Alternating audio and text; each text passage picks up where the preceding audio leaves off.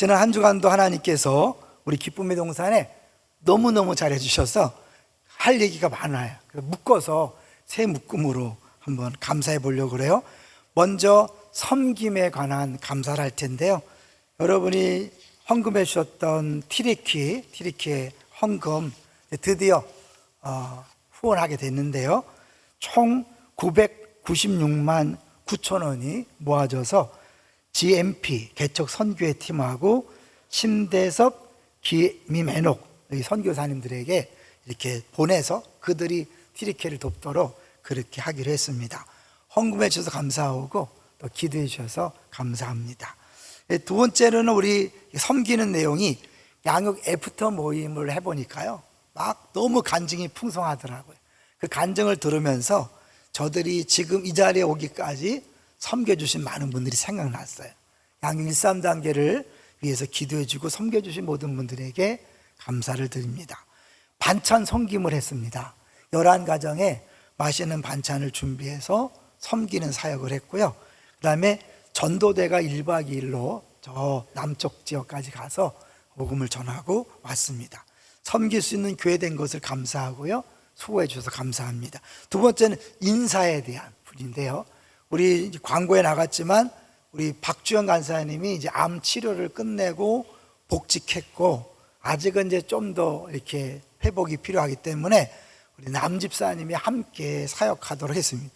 그럼 이윤인 간사님 어디 갔을까 궁금하죠? 우리 전도사님으로 오게 됐습니다. 원래 신학을 하셨고 그래서 몇 주 전에 이미 면접까지 다 끝냈는데 이 간사 부분 조율하는 부분이 있어서 이제 결정하고 한 주간 기도원 다녀오면 아마 토요일 날 체육대회도 만나고 다음 주부터 정식으로 사역을 하게 될 것입니다. 기도해 주셔서 감사합니다. 이제 세 번째로는 우리 열매 부분인데 우리 광고 나간 것처럼 분리개척 4호가 시작되는데 매년 순장님들이 투표를 했는데 3번 해보니까 너무 성도들이 뻔해요. 이렇게. 그래서 이번에는 그렇게 할 필요 없겠다 해서 우리 분리개척위원회에서 결정해서 그냥 바로 주성원 목사님을 이제 정하기로 했고, 영화부 예배실이 오늘부터 시작됐고요. 비전교구가 토요일날 소풍 다녀왔고, 지난 주일날 유년부가 야외 예배를 드릴 수 있었습니다. 다양한 모습으로 교회가 이렇게 진행되고 곳곳에서 섬기는 분들이 있어서 가능했다. 감사의 말씀을 전합니다. 자, 이제 오늘 제목을 같이 보도록 하겠습니다. 제목은 가치 있는 것을 지속하는 삶. 좀 낯설기도 하죠. 무슨 얘기를 하려고 그러는가. 근데 가치라는 부분하고 지속한다는 부분을 우리가 생각해 보려고 합니다. 먼저 가치에 대해서 사람들은 어떻게 생각하는가, 가장 중요한 가치를 뭐라고 생각하는지 한번 방송에 나갔던 내용을 잠깐 소개해 보려고 합니다. 우리 한국 사람들은 뭐에 가치를 둘까요? 삶에서 가장 가치 있는 것 3가지를 고르시오. 세계 17개 나라 국민 2만 명에게 물어봤습니다. 결과는 이렇게 나왔습니다.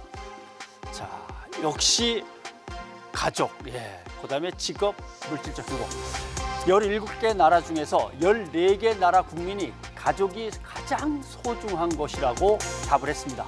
그러면 우리 대한민국 국민의 대답은 어땠을까요? 차이를 보죠. 자, 대한민국입니다.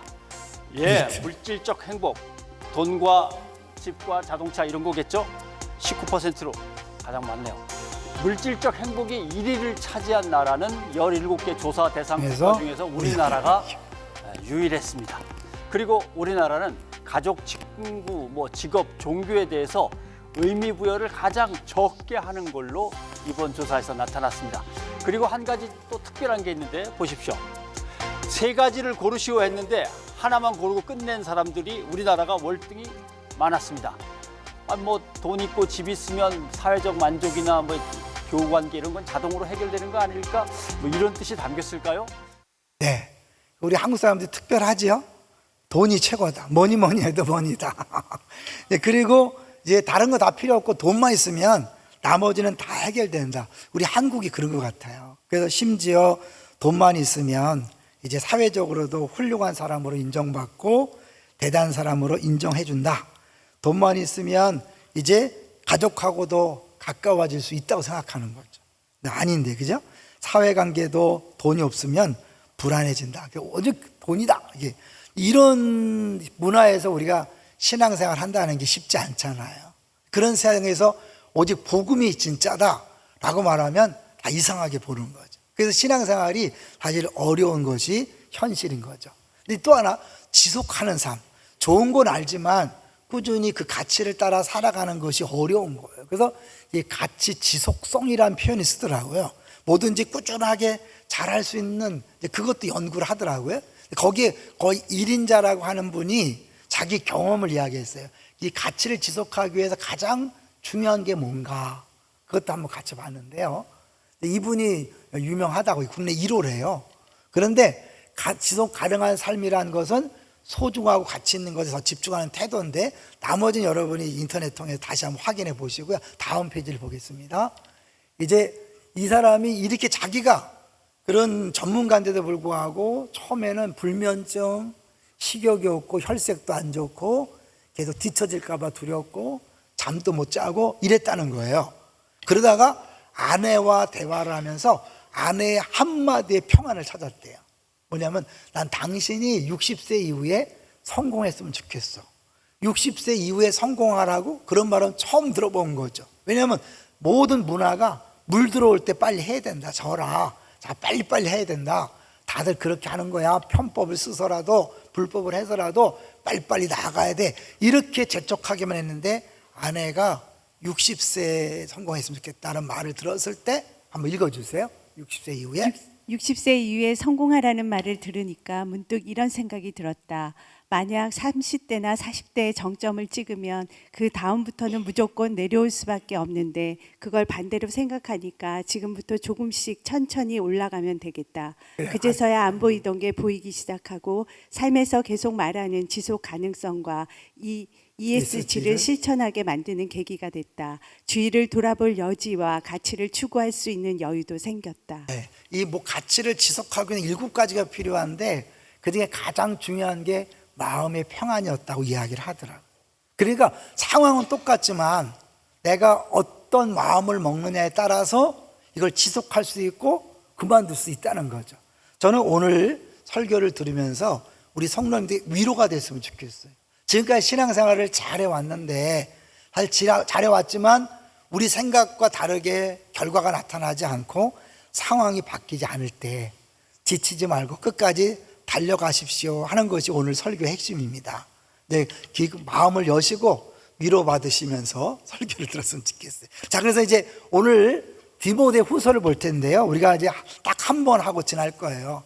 디모데 전서하고 후서하고 약간 달라요. 왜냐하면 디모데 후서는 사도 바울이 감옥에서 죽기 직전에 이제 곧 죽을 것을 생각하면서 마지막 유언처럼 디모데에게 보냈던 내용입니다. 그래서 1절부터 2절까지 그런 배경을 생각하면서 1절, 2절을 읽어볼까요? 시작.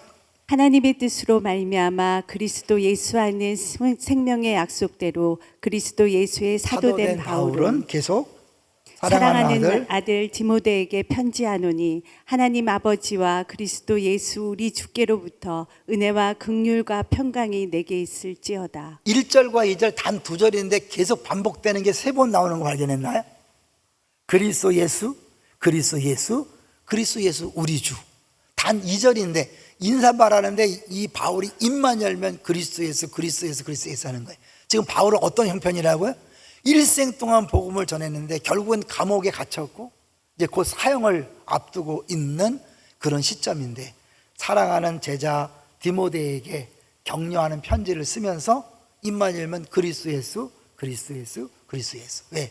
그게 이제 복음의 핵심이고 이 바울을 여태까지 달려오게 했던 힘이었다는 걸 보여주는 거죠. 여기서 이제 우리 3번을 보여주시면 이 바울 사도가 이걸 쓰게 된 배경을 잠깐 보여주는 거죠. 66년에 67년, 이게 왜 중요하냐면 그 당시 로마 황제가 바로 네로입니다. 검은 고양이? 네로가 아니고 가장 포악한 황제였던 네로가 핍박하는 상황이었고, 이제 본인은 일생 동안 복음을 전했는데 말년이 별로 안 좋은 거예요. 우리가 볼 때는 안 좋지만 바울은 그걸 후회함이 없습니다. 그리고 심지어 이 디모데가 부끄러워할까봐, 야 부끄러워하지 마. 내가 감옥에 갇혀서 죽는 거 부끄러워하지 말고 담대히 복음을 전해. 이제 그거를 이제 그게 결론인데 그 전에 바울의 마음을 우리가 이제 같이 이제 찾아가는 거죠. 그래서 3절부터 6절까지 보면 또 반복되는 단어가 나와요. 3절부터 5절을 읽으면서 반복되는 단어를 한번 찾아보세요. 자, 3절. 내가 밤낮 간구하는 가운데 쉬지 않고 너를 생각하여 청결한 양심으로 조상적부터 섬겨오는 하나님께 감사하고 4절. 내 눈물을 생각하여 너 보기를 원하면 내 기쁨이 가득하게 하려 함이니 5절. 이는 내 속에 거짓이 없는 믿음이 있음을 생각하니라. 갑니다. 이 이 믿음은 믿음은 먼저 내 외조모 로이스와 내 어머니 유니게 속에 있더니 있더니 내 속에도 있는 줄을 확신하노라. 반복되는 단어를 찾으셨나요? 생각이죠. 3절에 간구하는 건데 쉬지 않고 너를 생각하여. 그다음에 4절에 내 눈물을 생각하여. 5절에 내 속에 거짓이 없는 믿음이 있음을 생각함이라. 근데 원어적으로는 다 다른 말을 썼어요. 그렇지만 다 의미는 생각이. 그러니까 바울은 계속해서 디모데에게 내가 너를 늘 생각하고 있다. 사랑을 표현하는 거죠. 그런데 뭘 생각하는가? 3절에 보니까 청결한 양심. 4절에는 뭐죠? 내 눈물. 5절에는 거짓이 없는 믿음. 청결한 양심과 거짓이 없는 믿음. 그리고 가운데 뭐예요? 내 눈물을 기억한다. 제가 주보의 패밀리 순서지에 이 눈물을 언제 흘렸을까? 그 문제를 냈는데요. 주석학자들이 공통적으로 말하는 건 뭐냐면 이 눈물은 구체적으로 말하면 에베소서에서 마지막 인사를 하고 떠날 때 모든 사람들이 목 놓아 울었다 그랬어요. 이제 마지막에 생각하고 그때 디모데가 특별히 아마 통곡하면서 울지 않았을까. 그런데 이 눈물을 생각한다는 건 단순히 그 한 사건이 아니라 평상시에도 이 디모데가 눈물을 많이 흘리는 그런 성격이고 사역자라는 것을 느낄 수 있는 거죠. 그런 의미에서 우리 디모데가 어떤 것을 두려워했는지 어떤 상황인지 잠깐 볼까요? 디모데에 대해서 보겠습니다. 디모데가 굉장히 나이가 어렸어요. 그래서 내 연소함을 업신여기지 못하도록 잘하라 그랬잖아요. 그 다음에 육체도 연약했죠. 그 다음에 이제 이 바울이 바울을 보면서 그 바울이 결국 마지막에 감옥에 갇히고 죽게 되는 걸 보면서 두려움이 없었겠어요? 그 다음에 이 바울은 막 주의 군사로 너 부름받았으니까 고난을 받아라. 그 다음에 당시에 박해에 대한 구체적인 움직임들이 있었잖아요. 그것까지 마저 볼까요? 5번을 보시면 이 네로 황제가 어떻게 박해를 했는지 보여주고 있습니다. 특별히 중간쯤 보면 어떻게 해요? 어머니를 죽인 네로가 우리 어머니 도시 로마도 죽이려 한다. 그거 미쳐서 로마에 불질렀잖아요. 근데 이게 상황이 불리해지니까 이제 이거를 유대인과 기독교인들이 범죄했다고 몰아가서 그때부터 본격적으로 기독교에 대한 박해가 더 심해진 거죠. 원래는 심할 수밖에 없는 게 이 로마는 황제가 있는데 예수 믿는 사람들은 예수님을 주님으로 모시잖아요. 그러니까 머리가 둘일 수 없기 때문에 이 유대교는 인정해도 기독교는 절대로 인정할 수 없다. 그래서 313년까지 그때까지 핍박을 당한 거죠. 콘스탄티노가 나올 때까지. 이때는 아주 극심하게 막 시작할 때니까 저기 보면 어떻게 해요?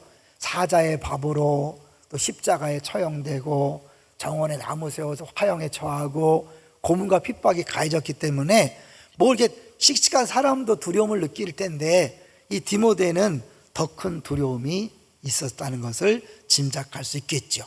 자, 이런 디모데에 대해서 충분히 내가 너 이해한다. 너를 사랑한다. 네 두려움도 이해한다. 그러나 결정적인 순간에 아주 단호하게 이야기하는 거죠. 그게 6절부터 8절입니다.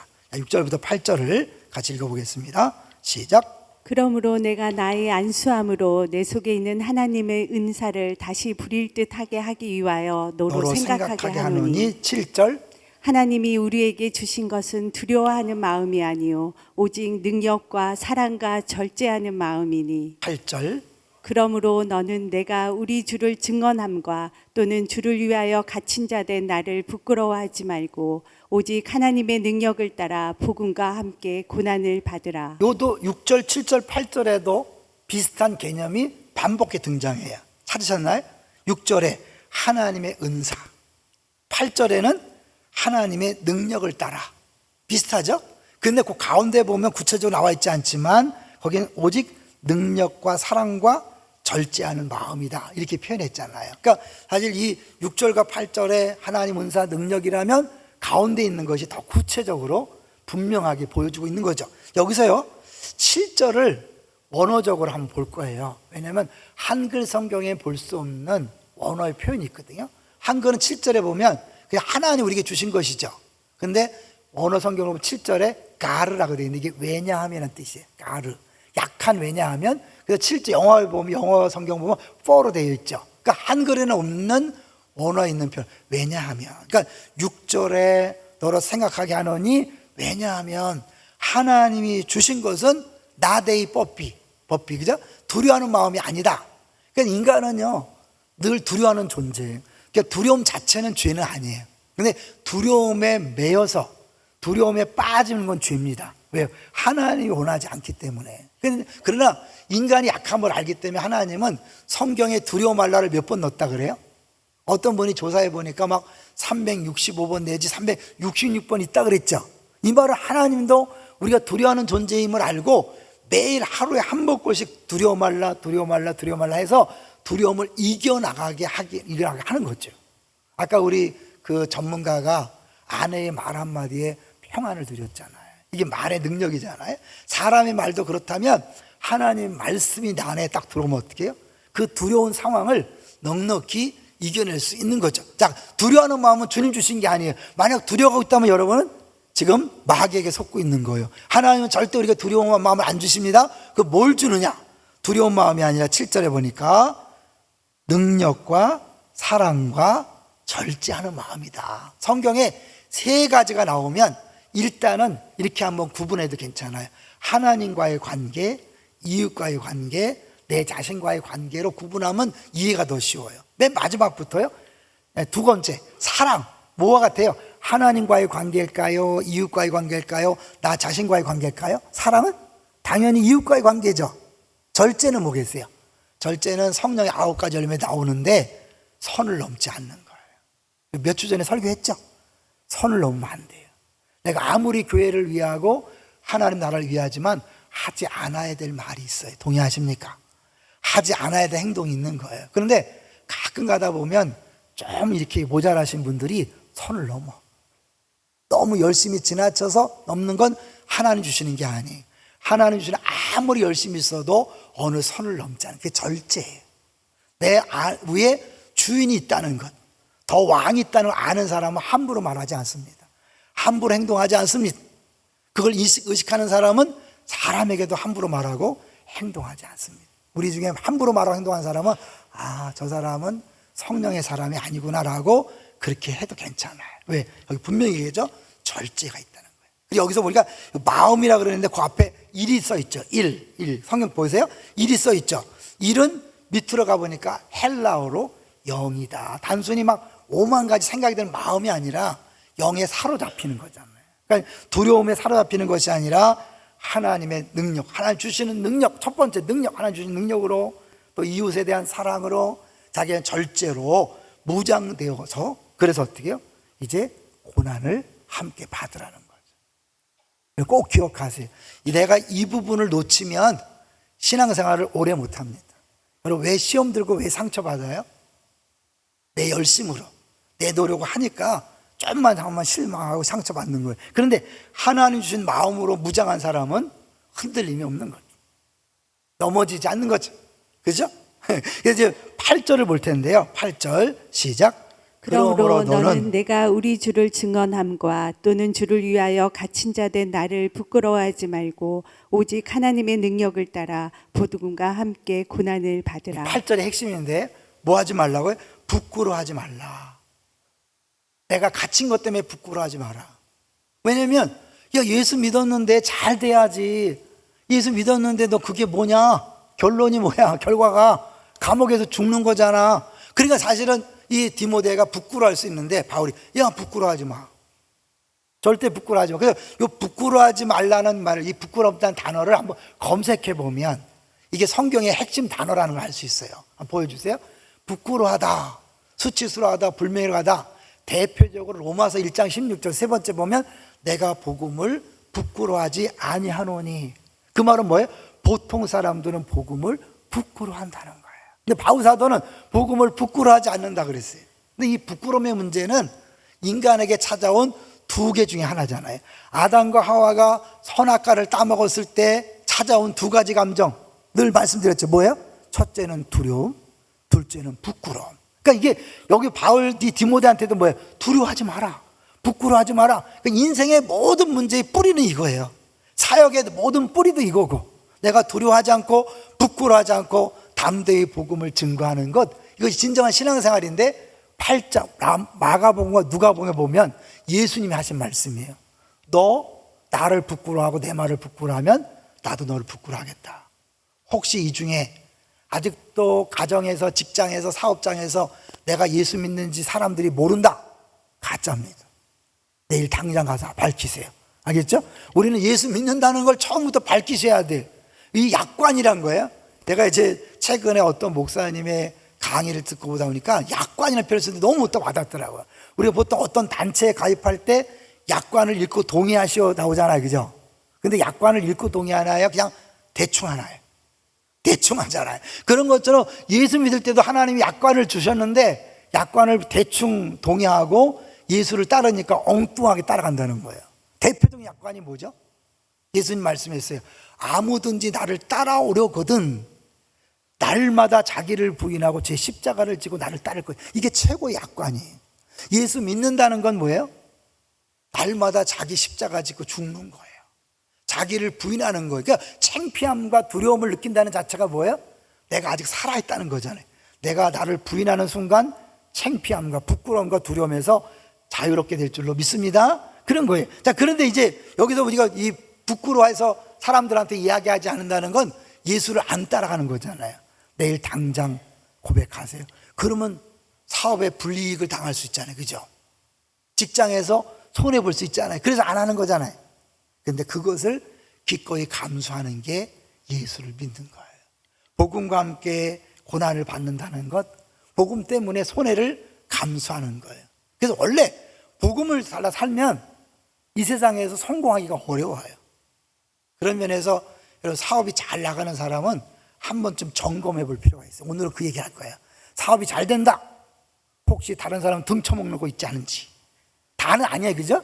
주님이 복 주셔도 되지만, 그러나 하나님 복 주셨다고 하면서 사기치고 다른 사람 눈에 눈물 나게 하고 다른 사람 빼앗아서 부자가 됐다. 그건 가짜입니다.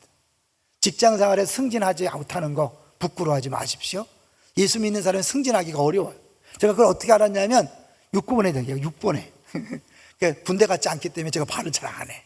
6번에 있으면 장교들의 진급 때문에 힘들어하는 걸 많이 봐요. 저는 그때 야, 장교 생활 괜찮다. 진급 걱정만 없으면 살만하겠다. 왜 다 해주니까. 근데 그 진급을 못 하잖아요. 쫓겨나요. 이제 그만둬야 돼요. 그래서 이분들이 진급하기 위해서 별별 행동을 다 해요. 예수 믿는 사람은 상대적으로 못 하더라고요. 예수 믿는 사람이 높이 잘 못 올라가요. 올라가서 예수 믿는 사람도 많지만 잘 못 올라가더라고요. 그러니까 예수 믿고 직장 생활하고 사업하는 건 손해볼 각오를 하셔야 돼요. 그러니까 지금 결과가 별로 안 좋다. 사업이 망했다. 직장에 승진이 안 된다. 왜 그렇게 시시한가? 아니, 그게 정상일 수 있어요. 그래서 위로를 받으시라고 말씀드리는 거예요. 여러분, 내 결과 때문에 부끄러워하지 마시기를 주의 이름으로 축원합니다. 예수 믿기 때문에 더 피곤할 수 있어요. 더 병날 수 있어요. 예수 믿기 때문에 돈 못 벌 수 있어요. 애들이 더 진학률이 떨어질 수 있어요. 이게 당연한 거예요. 왜냐하면 지금 예수 믿지 않은 사람은 주일날 운동 가잖아요. 놀러 가잖아요. 우리는 노는 날이 없어. 어떤 분 그러더라고. 아, 목사님은 월요일이라 놀지요. 우린 하루도 못 놀아요. 맞아요. 여러분, 그래서 지치고 쓰러지는 거예요. 그러니까 병나는 게 어떻게 보면 정상이에요. 아시겠죠? 여러분, 그거 부끄러워하지 마세요. 병날 수 있어요. 주류에 살다 병날 수 있어요. 가난해질 수 있어요. 파산할 수 있어요. 진급 못할 수 있어요. 그거를 기쁘게 여기시기를 주의 이름으로 축원합니다. 절대로 부끄러워하지 마십시오. 자, 사실은 이 복음이 이 부끄러워한다 할 때 이 복음을 부끄러워한다는 단어가요, 불쾌하다고 번역도 된다 그래요. 그러니까 사람들이 복음을 전했을 때 불쾌하게 느끼는 거예요. 4가지로 말씀드릴게요. 왜 불쾌하냐? 첫 번째, 복음은 구원이 공짜이고 우리에게 과분한 것이라고 말한다. 이게 보통 사람 모욕이에요. 당신들은 도저히 불가능해. 구원받을 수 있는 사람이 아니야. 죄인이야. 그러니까 어떻게 해요? 당신은 오로지 은혜로만, 공짜로만 구원받는 거야 라는 말을 들었을 때 사람들이 싫어한다는 거죠. 왜? 현대사회는 뭐예요? PR 시대잖아요. 자기를 증명하는 시대잖아요. 두 번째, 복음은 예수님이 우리를 위해 죽으셨다고 말한다. 이것 또한 사람들에게 모멸감을 준다. 얼마나 악하면 예수님이 죽어서 해결해야 될 죄인이냔 말이에요. 우리 다니엘 기도회 때 그 목사님 얘기했잖아요. 김한여 목사님이 사실은 예수님이 자기를 위해 죽는 게 이해가 안 됐다는 거예요. 목사지만 저 나쁜 사람을 위해 죽는 건 이해가 되는데 나는 11조 꼬박꼬박 했고 주일날 한 번도 어기지 않고 자기는 죄진 게 별로 없는데 나를 위해 십자가에 죽는다는 게 이해가 안 됐다는 거예요. 예, 깨닫기 전에는, 정말 주를 만나기 전에는 그럴 수밖에 없는 게 우리 인간이에요. 그러니까 예수님이 나 때문에 죽었다는 게 고마운 게 아니라 기분 나쁜 거예요. 세 번째로, 복음은 선해지거나 영적인 사람이 되는 것만으로 불충분하며 착한 사람이 아니라 예수님을 통해 하나님께 나오는 사람만 구원받을 수 있다. 이게 듣기 싫은 거예요. 왜요? 나는 다른 사람보다 나은데, 나 이 법 없이도 할 수 있는 사람인데 나도 똑같이 취급한다는 게 싫다는 거죠. 세상 모든 종이, 심지어 이단에 빠지는 이유가 뭔지 아세요? 그들의 논리를 따라가고 결론은 뭐냐면 네가 열심히 하면 구원받는다예요. 이게 혹한 거예요. 이단에 왜 이렇게 박사들이 빠질까요? 그들 논리에 딱 들어가고 자기들의 열심과 노력이 있으면 된다고 하니까 자기들이 그걸 자극하잖아요. 이런 거 여러분, 이게 멍청한 게 아니에요. 인간의 본성을 자극하는 이단이에요. 자, 이제 마지막 네 번째가 중요한데, 복음은 우리의 구원이 정복이나 파괴에 의해서가 아니라 예수님의 고난과 섬김을 통해서 성취되며, 예수님을 따른다는 것은 우리도 그와 함께 고난받고 섬긴다는 것을 의미한다.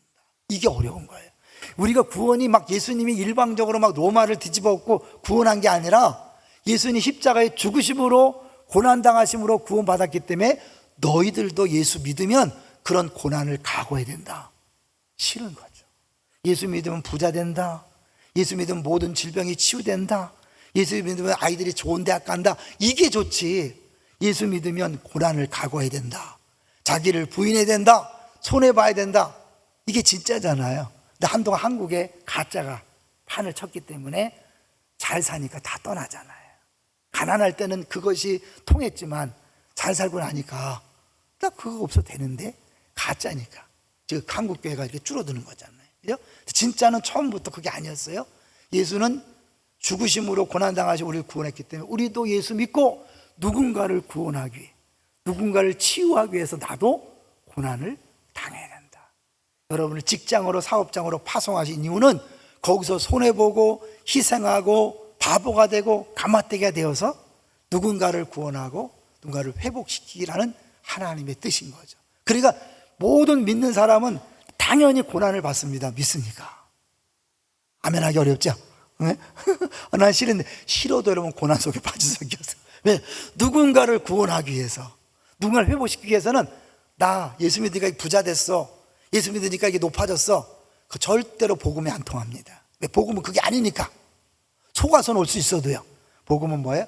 가난해지고 병들었는데 나는 천국을 누린다. 이런 사람이 어디서 그런 힘이 나오냐?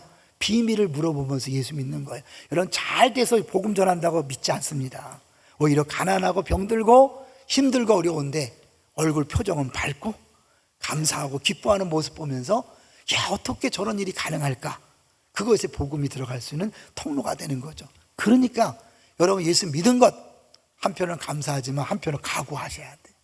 나를 고난을 통해 누군가를 복음을 접하게 하고 구원하려는 하나님 계획이 있기 때문에 우린 다 고난을 감수해야만 합니다. 동의하시나요? 또 어렵지만 각오하셔야 돼. 그래서 그런 면에서 여기 앉아있는 모든 사람은요, 다 사실은 지금 힘듭니다.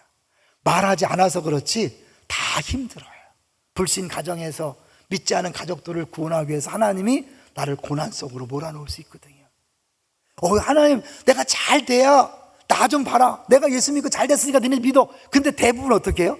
예수 안 믿는 친척들이 더 잘 살아요. 그렇죠? 예수 믿는 내가 더 쪼그라들어갖고 명절이 싫잖아요. 근데 하나님 왜 그렇게 하실까요? 하나님 안 계신 게 아니에요. 하나님 그런 방법으로 일하시는 거예요. 믿습니까? 그래야 흔들리지 않는 거예요. 여전히 막 예수 믿어서 부자 되고 잘 되는 걸 바라다가 열심히 기도했는데 어느 순간에 그런 결과가 오지 않았을 때 실망하고 떠나가는 건 그건 기독교를 믿은 게 아니라 또 다른 종교를 믿다가 실망한 거죠. 처음부터 예수님은 그 얘기를 하지 않았어요. 그러니까 바울이 지금 일생 동안 복음을 전하고 감옥에서 죽을 날만 기다리는데 절대로 실망하지 않습니다. 낙심하지 않습니다. 오히려 디모데에게 야, 나보고 실망하지 마, 나보고 부끄러워하지 마, 더 담대하게 복음을 외쳐. 그러면서 어떻게 해요? 복음과 함께 고난을 받으라. 근데 재밌어요. 이 복음과 함께 고난을 받으라를 검색하잖아요. 함께 고난을 받으라가 또 나와요. 어디 나올까요? 2장 3절로 가보세요. 2장 3절. 디모데후서 2장 3절에 보면 함께 고난을 받으라가 나오는데 앞에가만 달라졌어요. 자, 2장 3절 시작. 너는 그리스도 예수의 좋은 병사로 나와 함께 고난을 받으라. 함께 고난을 받으라. 여기서는 뭐예요? 복음과 함께. 여기서 뭐예요? 나와 함께. 그러면 복음과 나가 똑같다는 거죠. 너 열심히 복음 전하면 나처럼 감옥에 들어갈 수 있고 나처럼 사형당할 수 있어. 그러나 두려워하지 말고 부끄러워하지 말고 끝까지 그 길을 가. 그게 우리의 부르심이야. 여러분 앞부분에서는 사실 이 바울이 디모데를 생각할 때마다 짠한 거예요. 마음이 짠한 거예요. 그 나이도 어리고 마음도 어리고 눈물 많이 흘리고 약해 빠졌는데 하나님께서 에베소 교회를 맡기셨으니 디모데 바울은 마음 같아서 야 그만두고 나와 이럴 수 있지만 그게 아니잖아요. 앞에 내가 너를 생각해, 내가 너를 위해 기도해, 너 보고 싶어, 사랑을 표현했지만 결론은 뭐예요? 그러나 부끄러워하지 말고 두려워하지 말고 고난을 각오해. 아내의 말을 통해서 위로받은 것처럼 아직 우리 애가 아무 일 없습니다, 잘 될 것이다, 이게 위로가 안 돼요. 지금 고난은 당연합니다. 지금 고난은 정상입니다. 그러므로 고난을 피하지 말고 당당히 맞서십시오. 그러나 그 고난 뒤에 하나님께서 함께 하시는 능력이 있습니다. 여러분 누가 우리에게 뭘 맡길 때 자기 능력을 보고 두려워하지 마세요.